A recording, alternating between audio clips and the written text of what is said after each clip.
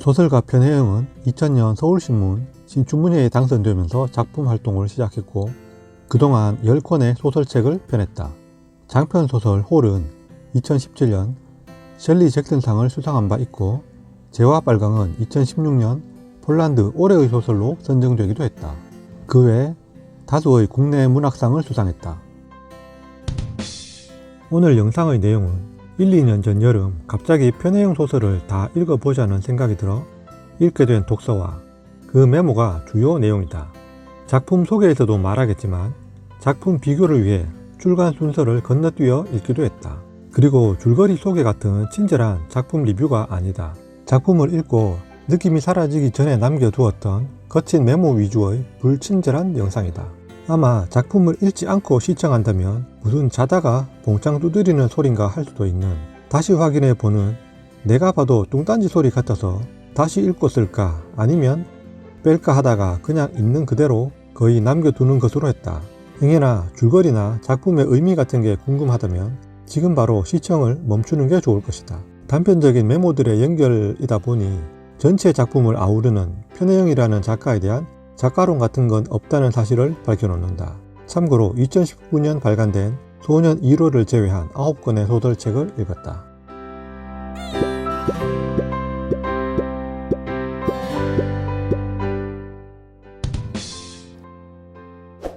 편혜영의 첫 소설집 아오이 가든과 세 번째 소설집 저녁의 구애 해설의 마지막 문장들이다. 그동안 편혜영 소설의 리뷰들을 보며 느껴졌던 점과 어느 정도는 맞닿아 있는 문장이 아닐까 싶다. 아직 편혜영의 소설 한 편도 읽지 않았지만 잠깐 스쳐도 언젠간 만나겠구나 하는 막연한 느낌이 드는 사람이 있듯이 언젠간 읽게 되겠구나 하는 막연한 예감 같은 것이 있었다. 어쨌든 참 하드할 것 같았다. 이런저런 소설을 읽고 작가를 알아가다 보면 작가의 모든 작품을 읽고 싶거나 최소한 발간된 모든 작품을 소장하고 있어야겠다는 기쁨의 빡침과 조우하는 경우가 있다. 소위 전작주의로 흐르게 되는 순서 같은 것이다. 괜찮다 싶은 작가 모두를 전작주의로 읽는다는 건 나 같은 게으르니스트에겐 물리적으로 불가능할 뿐더러 꽂힌다 싶은 작가를 만나기도 쉽지 않다. 어쩌다 이거다 싶은 작가들은 어찌 그리도 찔끔찔끔 써주시는지, 그 와중에 전작주의를 실천하게 한 서너 명의 작가가 발굴된 것은 그나마 다행이라 해야 할 것이다. 거기에 편혜영이라는 이름을 추가한다. 읽지도 않고서 하는 이 대책 없음은 뭔가 싶지만 그냥 느낌적 느낌이 그렇다는 것이다. 편혜영 작가의 첫 단편집 아오이 가든이다. 단편 소설집인 만큼 여러 작품들이 실려있다 보니 자연스레 그 작품들이 뿜어내는 분위기가 그 작가를 설명하는 키워드가 된 것 같다.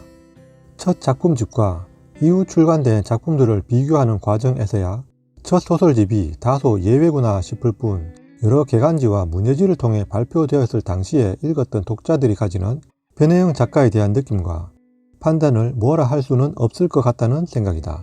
한 작가의 작품 세계가 어떻게 변해가는지 지켜보는 관점에서 이루어지는 독서는 작품 출간의 순차적 독서가 아니라 첫째나 두 번째 소설집이나 장편 소설을 읽고 훌쩍 뛰어넘어 5년에서 10년 후 가장 최근작을 읽어보면 그 간극을 어렵지 않게 알아챌 수 있을 듯하여 초기 작품집 2권을 읽어보게 되었다. 초기 2권의 작품집 사이에서도 확연히 드러나는 작품집 간의 변화가 좀 의외이기도 하고 변화의 폭이 크게 다가와 첫 작품집에 담긴 작품들의 의도가 다분히 뺑기였나 싶기도 했다. 동일한 현상을 놓고 해석과 판단은 제각각일 수밖에 없다. 종교에서야 분별심을 내지 말라고 한다지만 술에 술 탄 듯한 기록은 기자의 몫이겠고 소설가의 몫이란 게 어디 그런가. 그리고 구도자가 아니라 소설 일반 독자의 입맛이란 것도 제 취향을 따라가기 마련이니 소설가 편혜영식의 세계 해석이 구미에 담긴다면 따라가 보면 될 일이다. 도축된 짐승의 살점을 앞에 두고 식욕이 작동하는 경우와 벌건 핏빛 살코기에 대한 혐오가 작동하는 경우 선택은 물론 각자의 몫이다. 나는 후자의 시선을 선호하였고 그런 작품과 작가에 매료되곤 했다. 향기가 아닌 냄새가 진동하고 죽음과 그 냄새가 도처의 안개처럼 자욱한 세상. 소설이니까 이렇겠지. 소설이 뭐 이래 하며 외면하거나 무시할 수 있는 사람들은 좋겠다는 생각이다. 그들이 싫어하는 것만큼 나도 그들과 그 부류들을 싫어한다. 첫 소설집과 가장 최근의 소설을 비교해 보고 싶어졌다. 변화가 있다면 작가는 어떤 변주를 선보였을까? 아니면 더더욱 하드한 것으로 밀고 나가고 있을까? 출간 순서를 뛰어넘다 보면 그 간극을 좀 더 쉽게 알아차리지 않을까 싶다. 전작주의 독서의 한 즐거움이 아닐까 싶다. 첫 숟갈의 한 입치고는 괜찮았다. 드라이. 세탁소나 거울 앞이면 곧잘 생각날 드라이라는 말이 떠올랐다. 첫 소설집과 네 번째 소설집 사이의 간격, 그러니까 2005년에서 2013년 사이의 두 권의 소설집과 두 권의 장편 소설을 써냈다. 그 단계를 거쳐 밤이 지나간데 이르러 보여질 자의적, 타의적 변화가 궁금했는데 첫 소설집의 모든 물기를 드라이로 날려버린 듯한 소설집 같았다. 당연할지 모르겠지만 한 권의 소설집으로 묶여질 일련의 작품들에 대해 계획을 세워놓고 써나간 게 아닐까 싶었다. 아오이 가든과 단순 비교를 해보자면 그렇다는 말이다.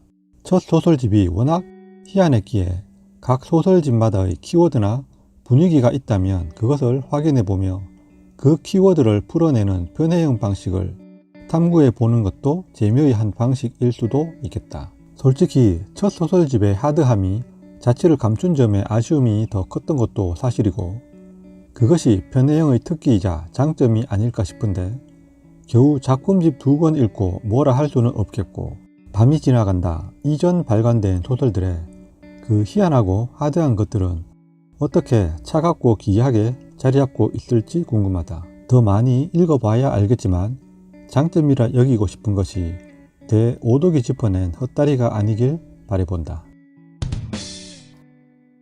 2016 폴란드 올해의 소설에 선정되었다는 홍보 문구가 적힌 매대의 수북히 담긴 재와 빨강을 보고 낯선 나라 사람들이 그들만큼이나 낯선 극동의 한 소설가의 작품에 올해의 책이라는 영광을 쥐어준 풍경이 꽤나 낯설게 보여졌다.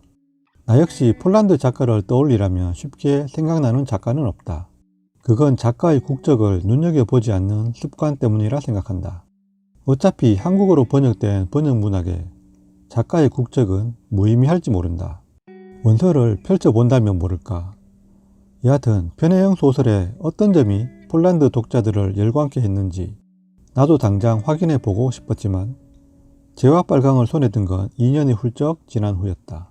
도서관에서 한 작가의 책을 몽땅 빌려와 나름의 이유에 따른 순서대로 읽기 시작한 건 또 무슨 이유 때문인지도 알 수 없지만 아래 언급한 대로 단편 소설집 이후 첫 장편은 어떨지 기대 반 걱정 반 하는 마음으로 읽었던 것 같다. 단편을 잘 쓴다고 장편이 연착륙하는 건 아님은 많은 작가들이 몸소 보여주었기 때문이다.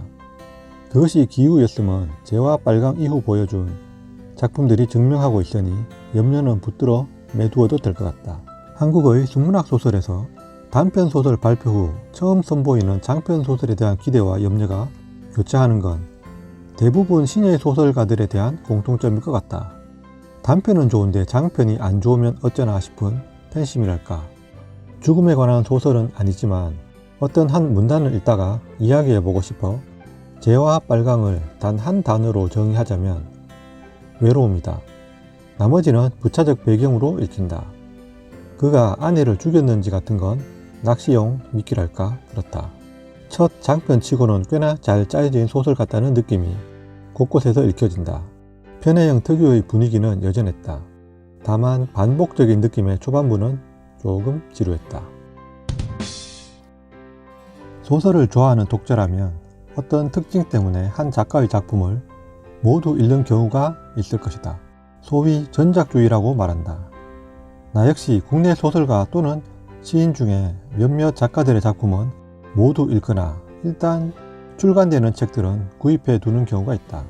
그 가운데 편해형 작가도 포함되는데 그 시작이 된 작품집이다.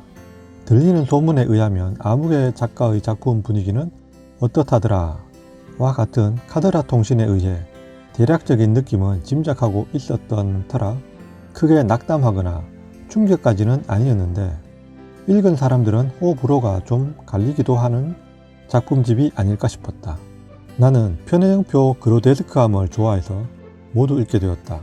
순문학 분야에서 편혜영 작가의 포지션은 독특한 지점에 있지 않나 싶기도 하다. 다만 첫 단편집 아오이 가든 이후 그 그로테스크함이 갈수록 건조해졌다는 느낌은 지울 수가 없어 아쉽다면 아쉬운 점이다. 여하튼 처음 읽은 단편을 읽고 느낀 감정만을 짧게 메모해 두었다.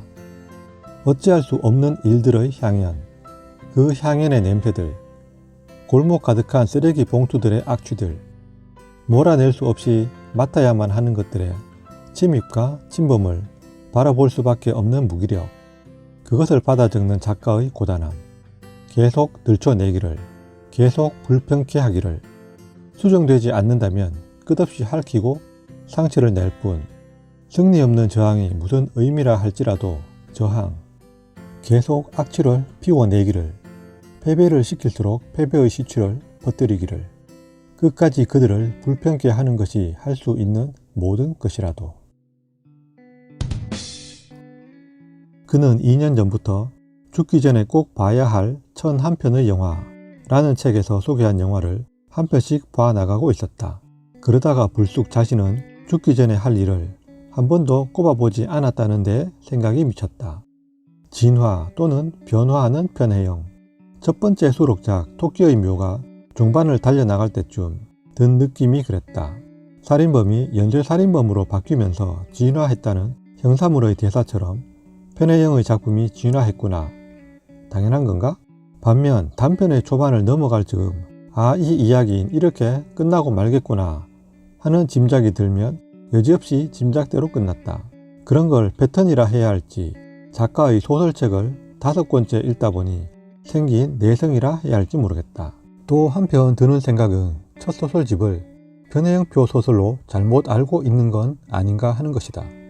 어느 정도 소재와 주제의 공통점이나 유사성은 보이지만 그것은 통과 의례의 탈피라도 되는 듯이 벗어던지고 다시는 번데기로 돌아갈 수 없는 껍질에 해당하는 것이었나 하는 것이다. 첫이라는 것에 과한 의미 부여를 할 필요는 없지만 첫 시집만큼 날이 벼려진 느낌의 시집을 2번 다시 써내지 못하는 경우를 시집류에서 종종 느꼈기에 해보는 소리다. 죽기 전에 꼭 1001가지 시리즈가 20권 정도 출간되었다. 죽기 전에 꼭 영화, 책, 여행지 등등 그 가운데 책에 소개된 목록을 보니 일독했던가 싶은 책이 대충 20권 정도 있었다. 겨우 20권밖에 안 되나 싶어 실망하면서도 태백산맥과 토지가 소개되고 있어 신기했다고나 할까. 그런데 그렇게 1001가지 리스트를 모두 끝내면 뭐하나 싶은 생각도 들었다. 죽음으로 들어서는 순간 싸그리 망각할 것들 아닌가. 그렇게 생각하면 삶 자체가 허무한 것이긴 하지만 뭐가 됐든 1001가지씩이나 뽑아보는 것도 대단하다 싶고 미션 클리어하지 못하더라도 하나씩 격파하는데 재미와 의미는 있겠다 싶긴 하다. 죽기 전에 과연 꼭 해야 할 일이란 게 있기나 한가 싶다. 그런 게 딱 하나 있다면 세상에 대한 완전한 이해, 이를테면 성불 같은 것을 꼽아보겠다. 물론 택도 없는 일이다. 선의 법칙. 발간 당시 제목만 봤을 때 주저없이 선의 법칙이겠구나 했다. 읽기 전까지 한 줌의 의심도 없었다. 소설 제목이라면 그 선이 당연한 게 아니겠냐 했다. 선의 법칙이라면 좀 어거지스러운 것인가? 제목의 선이 어떤 선인지 작품 어디에서도 직접 뜻을 밝혀놓지는 않았다. 굳이 밝히지 않음으로써 중의적 해석의 가능성을 열어놓은 것이겠지만 솔직히 뒷표지 비평가 신영철의 선으로 해석한 부분은 좀 미약한 게 아닌가 싶었지만 그것을 의미하는 문장이 있으므로 그것도 맞겠지 할 뿐이었다. 한 가지 의미로 국한시킬 필요는 없겠지만 악의에 관한 언급에 중점을 두고 보자면 인물들을 움직이게 한 의도와 의지의 배경에 주목해야 하지 않을까. 그런 점에서 악의의 대척점이 선의이므로 제목의 선의가 선의 같지만 선의 법칙이라 하지 않고 선의 법칙으로 하지 않았을까 싶은 느낌적 느낌일 뿐이다. 그래야 곱씹어볼 지점이 많을 것도 같지만 출간 후 인터뷰에서 밝힌 게 있는지는 찾아보지는 않았다. 어찌됐든 선이든 악이든 법칙 같은 게 있을까? 인연 같은 선이라 해도 그 얽힘의 우연에도 법칙은 없을 테고 그야말로 산다는 건 어쩌다 보니 그렇게 되는 게 아니냐 그 말이다. 끝까지 긴장케 하는 작품의 힘이 느껴지는 좋은 소설 같다. 마지막 장을 덮고 실제 인물도 아닌데 등장 인물들의 안부가 또는 사연이 오래 남을 것 같은 소설을 만나는 경우가 있는데 이 소설이 그렇다. 그래서 깊이 읽는다는 것은 위험한 일이기도 하다. 보호자나 환자로 병원 입원실에 있다 보면 환자보다는 보호자로 환자 옆에서 수발을 들며 병원에서 지내다 보면 당연한 일이겠지만 알고 싶지는 않지만 알게 되는 일들이나 듣고 싶어도 들을 수 없었던 사연들을 자연스레 알게 된다. 환자들이 잠든 새벽, 잠들지 못한 보호자들이 335 복도에서 꺼내는 환자들의 병력과 집안 사정들을 듣다 보면 그렇다. 소설보다 더 소설 같은 일들이 소설화가 되지 못했거나 뉴스에 실리지 않을 뿐이라는 것이다. 저녁 뉴스를 보거나 소설을 읽다 내 일이 아니라서 다행이라며 범사에 감사한 하루에 잠들 것이다. 소설의 내용이 충격적인 것도 아니지만 듣기 싫은 이야기를 주인공 오기는 듣고 있어야 했지만 한자 한자 따라 읽기를 나는 왜 자처하고 있나 모르겠다. 그럴수록 못 같은 세상에 대한 심정의 확인 사살일 뿐이다. 초반을 읽어가다가 어떻게 마무리될까 싶어 뒷부분을 슬쩍 넘겨 읽어보다 좀 빡쳤다가 누그러진 마음으로 마저 읽었다. 행과 불행이 인간의 의지나 죄 때문에 닥쳐오는 거라 생각하기 쉽겠지만 그렇지 않다. 그냥 때가 되었기 때문인 것이다. 불교식으로 말하자면 인연생 인연멸 그것일 뿐이다. 인간의 의지나 투지를 한껏 지켜 올리는 사례들을 곧잘 내세워 인간들이 위대하다고 의시돼 보지만 과연 인간의 의지란 것도 보잘것없기로 보자면 쥐뿔도 없는 거 아니던가? 다스케테 쿠다사이 라고 하는 기도와 같은 것들만큼 공허한 것도 없다. 인디언들의 기우제처럼 기우제와는 무관하게 때가 되면 비가 오는 것일 뿐이다. 그 우연에 의미 부여하고 싶은 게 인간들의 나약하면서도 악랄한 심성이다. 주인공 오기의 의지나 오기로도 피해갈 수 없었던 홀처럼 그 안에서 추잡함 위에 냄새나는 색색깔을 더 씌우며 살고 있는 우리는 산 것들이니까. 오기가 감각 없던 육체에서 그나마 느껴지게 된 고통마저 살아있는 것 같아 좋았다는 것처럼 아침마다 드는 이 역겨움도 살아있어 느끼는 것이다. 치매가 나을까 암이 나을까 그런 이야기를 어디서 읽었다. 대부분의 사람들은 아니 모두가 암이 낫다고 할 것 같다. 최소한 암이란 것은 죽음을 선택은 할 수가 있으니까. 죽음마저 선택할 수 없는 인간의 삶이란 것은 어쩌란 말이냐 그것이다. 그것이 최후의 자유이자 최고의 자유가 아닐까 싶다. 후려쳐서 말하자면 일부는 없어도 그만인 미끼 같은 거라고 할 수도 있지만 미끼로 뭘 낚느냐가 중요한 게 아니라 왜 미끼를 들이우고 있는지 그런 걸 쓰는 게 편해형식 작법인 듯 하다고 나는 판단한다. 장편이라는 물리적 분량상 불필요하고 반복이다 싶은 서술들과 치밀한 구성이다 싶은 장치들이 있다. 그런 것들이 모여 한 편의 작품이 되는 것이긴 하다. 뒤집어 보면 주제를 뒷받침해주는 배경을 얼마나 잘 쓰는가도 작가의 무시할 수 없는 역량이긴 하겠다. 소설 막판에 박인수의 처지에서 작가의 의도를 읽어야 하나 싶지만 우매한 독자가 그걸 쉽게 간파한다면 너무 쉬운 소설이 되어버리는 건가 한다. 그렇게 쉬우면 쉽다고 나는 또 투덜댈 게 아닌가. 그래서 소설을 잘 쓰기란 어렵고 아무나 쓴다고 소설이 되는 것도 아니다. 옮겨 적어볼까 싶은 부분들 접어놓아 봤지만 무슨 소용인가 싶고 귀찮다. 옮겨 적어 놓는 게 어떤 작용을 한다면 책 읽는 인간들이 모두 뭔가 나아지고 그래야 할 텐데 주위만 보면 그닥인 것 같다. 들뜬 감정에 의한 그때의 일회성 소모 그것밖에 더 있나 싶다 그 말이다. 물론 또 어떤 책을 만나면 주저리 떠벌리겠지만 말은 이렇게 해놓았지만 9권의 소설 가운데 한 권을 소장하라고 할 때 나는 주저없이 이 서쪽 숲을 고르겠다. 앞에서 미끼라느니 있어도 없어도 그만이라느니 두들댄 바로 그 지점들이 자아내는 특유의 편해형표 분위기 그런 분위기를 소설의 매력으로 읽는 독자라면 나와 같지 않을까? 물론 아님 말고. 앞서 읽었던 작품 서쪽 숲에 갔다 때문인지 두 장편만 한정해 보자면 뭔가 모르게 닮아 있는 듯 아닌 듯 하다. 이전의 작품들과 다르게 결말이 마무리된 듯한 느낌이 낯설기도 하고 가장 잘 비틀어 놓은 작품이 아닌가 싶기도 했다. 뭔가 좀 틀에 짜맞춰지는 게 아닌가 하는 지점도 있지만 다음 장편은 어떨까 싶다. 소설과 소설의 주인공에 흠뻑 감정이입이 되어 읽었던 적이 언젠가 마지막이었는지 꼽아본다. 빌려 읽고서 너무 좋아 소장용으로 구입했던 때가 있긴 있었지만 좀 까마득하다. 그 이후 그 정도의 임팩트 있는 소설이 있었나 싶다. 첫 한두 작품이 좋아 닥치고 구입하는 작가의 작품들도 매번 인상적 장면이 있는 건 아니다.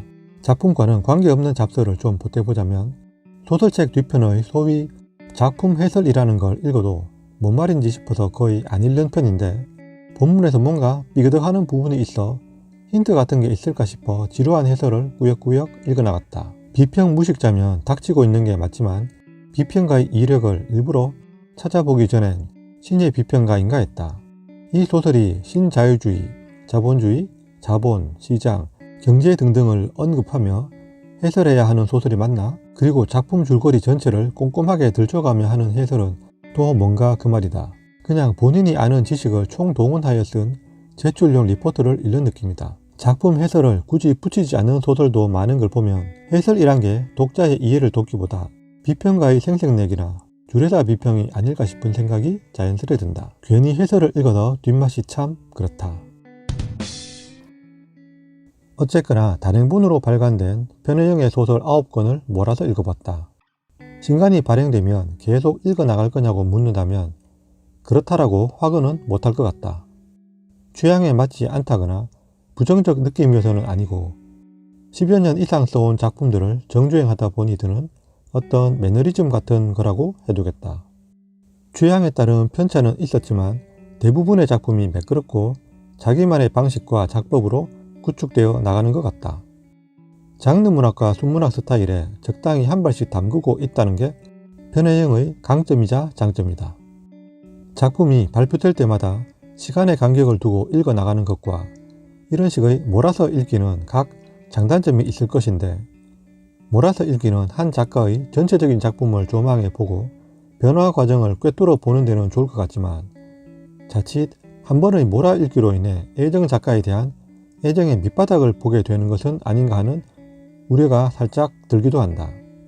그런 영향인지 영상을 만들기 위해 대본을 쓰고 있는 지금까지 10번째 작품인 소년 1호를 아직 읽지 않고 있다. 그때 왜 갑자기 편의영 읽기를 시작했는지 모르겠지만 또다시 그런 순간을 맞이한다면 그땐 어떤 작가가 될까도 싶지만 과연 즐겁기만 할까 싶기도 하다.